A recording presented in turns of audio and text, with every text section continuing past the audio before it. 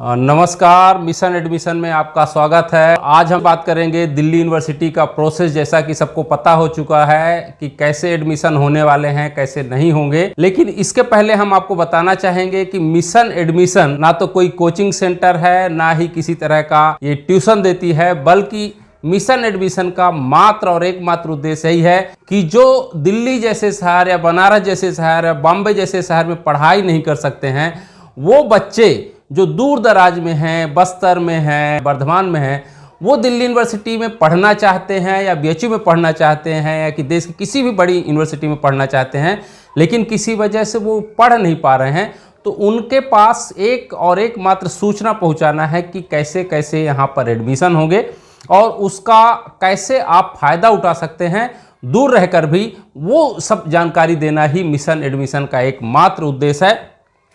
तो आज हम बात करेंगे कि जैसा सबका बहुत सारे बच्चों का ड्रीम होता है कि दिल्ली यूनिवर्सिटी जैसी यूनिवर्सिटी में पढ़ें, तो आज हम बताएंगे कि यदि आप दिल्ली यूनिवर्सिटी में पढ़ाई करना चाहते हैं, उसका पूरा एडमिशन प्रोसेस क्या होगा, उसका कैलकुलेशन कैसे होगा, आपके कैसे नंबर काउंट किए जाएंगे, ये सब जानकारी मैं आपको यहाँ पर देने जा रहा हूँ।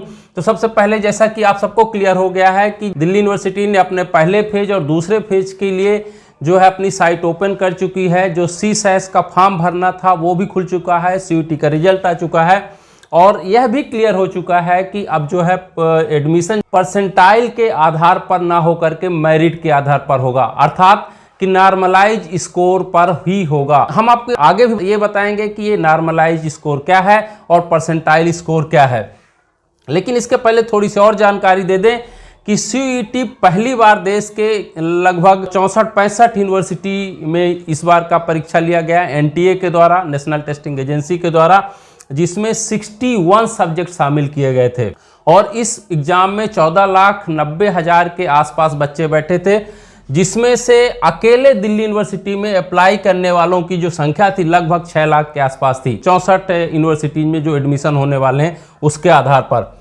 अब इसमें हम आपको ये भी बताएंगे कि एडमिशन होगा कैसे।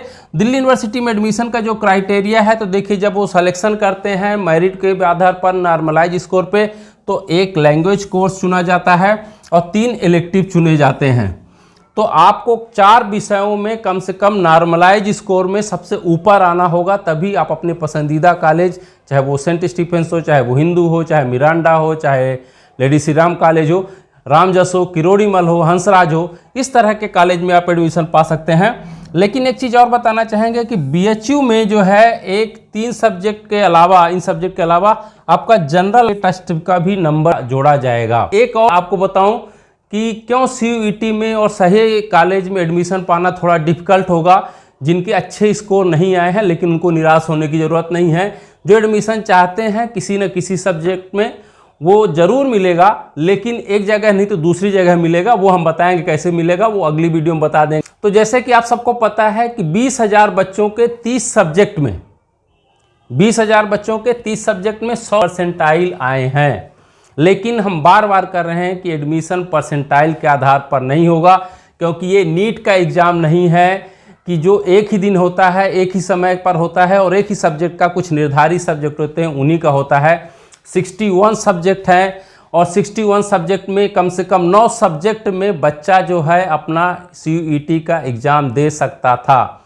ऐसे हालात में ना तो कोई बहुत बड़ा जैसे कि नीट के एग्ज़ाम की जैसे टॉपर हो सकता है, और ना IIT या JEE के एग्ज़ाम के जैसे पूरा ऑल ओवर इंडिया रैंकिंग उनकी आती है। इस क्योंकि 61 सब्जेक्ट और 9 ऑप्शन जब आपके पास रहेंगे, तो ये कैलकुलेशन करना किसी भी एजेंसी के लिए थोड़ा सा मुश्किल होगा। अब हम आपको यहाँ बताएंगे कि कैलकुलेशन कैसे होगा। तो देखिए, NTA जो है सबको पता है कि 2 चरणों में एग्जाम लिया था। एक होता था मॉर्निंग शिफ्ट, कई बार इवनिंग शिफ्ट। कई बार ऐसा भी हुआ है कि एक ही सब्जेक्ट का मॉर्निंग शिफ्ट का पेपर कठिन था और इवनिंग शिफ्ट का पेपर सरल था, या कि इवनिंग शिफ्ट का पेपर कठिन था, मॉर्निंग शिफ्ट का जो है ईजी था। तो ऐसे में देखिए कि मान लीजिए मॉर्निंग शिफ्ट का जो पेपर कोई बच्चा दे रहा है उसका 95 परसेंटाइल आया है, और इवनिंग शिफ्ट में जो बच्चे एग्ज़ाम दिए हैं उसी सब्जेक्ट का उसका 85% आता है। तो यहाँ टोटल जो है एवरेज निकाल लिया जाएगा, क्योंकि मैं बार बार कह रहा हूँ परसेंटाइल को नॉर्मलाइज स्कोर में कन्वर्ट कर दिया जाएगा। तो इन दोनों का, मॉर्निंग और इवनिंग शिफ्ट के दोनों स्टूडेंट्स का नंबर जो होगा नॉर्मलाइज करके 90 कर दिया जाएगा।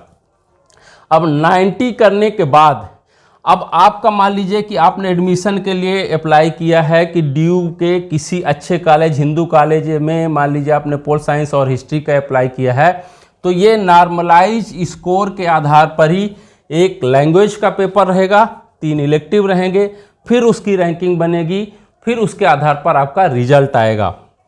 अब मान लीजिए कि आपने 800 स्कोर में CUET में 752 अंक आपने अर्जित किए हैं, ऑब्टेन किए हैं, उसमें से नॉर्मलाइज करके दोनों स्टूडेंट का, जिसका कम आया है या किसी का ज़्यादा आया है, मॉर्निंग इवनिंग शिफ्ट अलग अलग है, तो 30 नंबर काट लिए जाएंगे और नॉर्मलाइज स्कोर हो जाएगा उसका 722। तो ऐसे में एक चीज़ यहाँ पे देखने की चीज़ है कि अब ये कैलकुलेशन कैसे होगा। तो हम एक उदाहरण और लेते हैं। BA प्रोग्राम में मान लीजिए बच्चा है जो साइंस डिसिप्लिन का है, वो केमिस्ट्री में पाता है नॉर्मलाइज स्कोर में 196.6444 जो भी है, आगे आप जोड़ते चले जाइए। इसी तरह फिजिक्स में पाता है 15868 और 000। इसी तरह वो बायो में पाता है 155.0000। तो ऐसे में यदि हम इसका तीनों का कैलकुलेशन करें तो ये लगभग 662 के आसपास बैठता है। उसमें से एक लैंग्वेज का भी जुड़ जाएगा, इस तरह उसका नॉर्मलाइज स्कोर निकलेगा और इसी के आधार पर आपको एक तरह से एडमिशन मिलेगा। तो आप देखिए कि 20,000 बच्चों के जो है 30 सब्जेक्ट में 100 परसेंटाइल होने के बावजूद भी ये सब बच्चे नॉर्मलाइज स्कोर में चले जाएंगे, तब भी बाजी वही मारेगा जिन्होंने सभी सब्जेक्टों में अच्छे से प्रदर्शन किया है। तो यदि इस तरह की चीज़ें यदि आपको लगता है कि आपने इस तरह के मार्क्स पाए हैं, अच्छे परसेंटाइल के बावजूद भी, यदि नॉर्मलाइज स्कोर होने के बावजूद भी आपका अंक 750 से प्लस या 780 के आसपास आपको बैठता है, तो आपको घबराने की कोई बात नहीं है। आपको दिल्ली यूनिवर्सिटी के किसी भी मेन कैंपस कॉलेज में एडमिशन, मनपसंद कॉलेज में आपको एडमिशन होने की पूरी संभावना है। एक चीज़ यहाँ मैं और बताना चाहूँगा, तो आपको जैसा पता है कि अभी जो है फर्स्ट फेज और दूसरे फेज दोनों की जो है लाइनें खुली हुई हैं, तो फटाफट आप अप्लाई कीजिए। CSAS के फॉर्म खुल चुके हैं और आप अप्लाई करके जो अंतिम चरण होगा शायद 10 अक्टूबर को जो खुलने वाला है आपके एडमिशन का प्रोसेस, उसके लिए तैयार हो जाइए। और इससे जुड़ी कोई भी आपको लगता है कि कोई भी प्रश्न है, तो आप जा कर के हमारे मिशन एडमिशन के डिस्क्रिप्शन में आप जा कर के अपने सवाल पूछ सकते हैं और हमारी वीडियो और हमारा कैलकुलेशन, इस तरह का जो प्रोसेस है मैं बताने की कोशिश किया हूं। यदि लगता है कि आप समझ पा रहे हैं तो एग्री जरूर लिखें और इसी तरह की और भी वीडियो हम आपके सामने लेकर आते रहेंगे, जिससे आपको दिल्ली यूनिवर्सिटी एडमिशन की पूरी प्रोसेस को पता चल जाए। यदि इसके अलावा भी आपके मन में दिल्ली यूनिवर्सिटी से रिलेटेड कोई भी प्रश्न है तो ज़रूर पूछें, क्योंकि यहाँ कोई पैसा नहीं लग रहा। मैं बार बार कह रहा हूँ कि मैं कोई कोचिंग सेंटर नहीं हूँ, मैं कोई एक तरह से ट्यूशन सेंटर नहीं हूँ, ना हमारा उद्देश्य पैसा कमाना है, मात्र और मात्र आपको सूचना देना है। इन्हीं बातों के साथ आप सभी का बहुत बहुत धन्यवाद। हमारे चैनल को ज़रूर सब्सक्राइब और लाइक करते रहें, जिससे हमें आपका मोटिवेशन मिलता रहे और आपके उपयोग की और इस तरह की जानकारी देते रहें। बहुत बहुत धन्यवाद।